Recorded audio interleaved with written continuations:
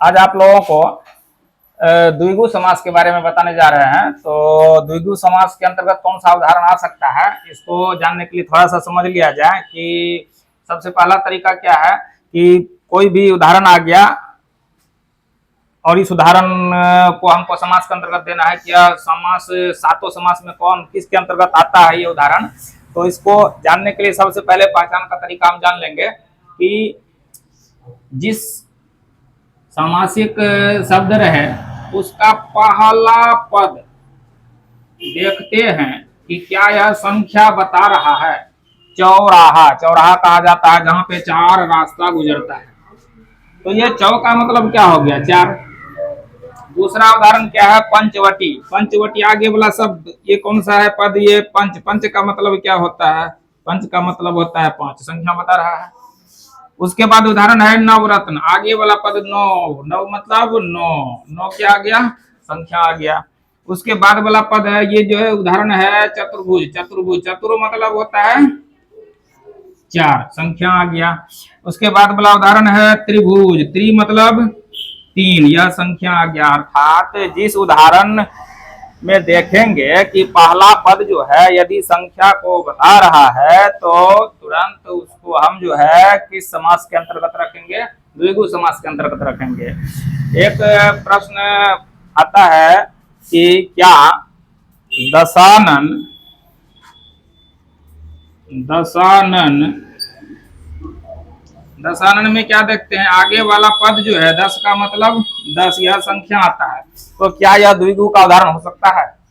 तो यह द्विगु समास का उदाहरण नहीं हो सकता है। क्यों नहीं हो सकता है? क्योंकि दशानन का अर्थ होता है रावण। दशानन, इसको जब हम तोड़ेंगे, दस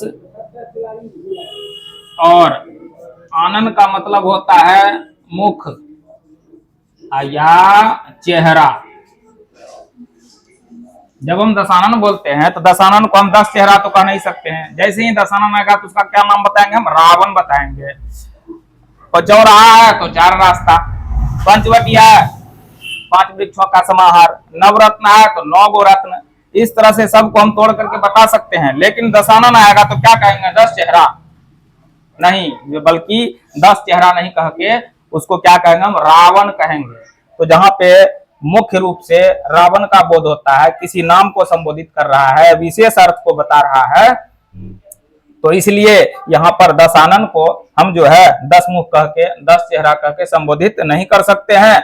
जैसे ही यह दशानन आएगा तो हम उसको कहेंगे रावण। इसलिए यह रावण जो उदाहरण है, दशानन का जो उदाहरण है, यह द्विगु में नहीं आएगा। यह किस में आता है, ये आता है बहुव्रीहि समास में।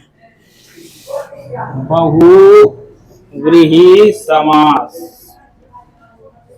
जब भी दशानन आ जाए तो उसको हम किस में देंगे, बहुव्रीहि समास में देंगे। क्यों देंगे? क्योंकि इसका क्या अर्थ होता है, रावण होता है, न कि 10 चेहरा होता है। यदि 10 चेहरा से कहा जाता, रावण को जानता ही नहीं कि दशानन का अर्थ रावण होता है, सिर्फ 10 चेहरा कहा जाता अभी तक, तो इसका उदाहरण बन जाता।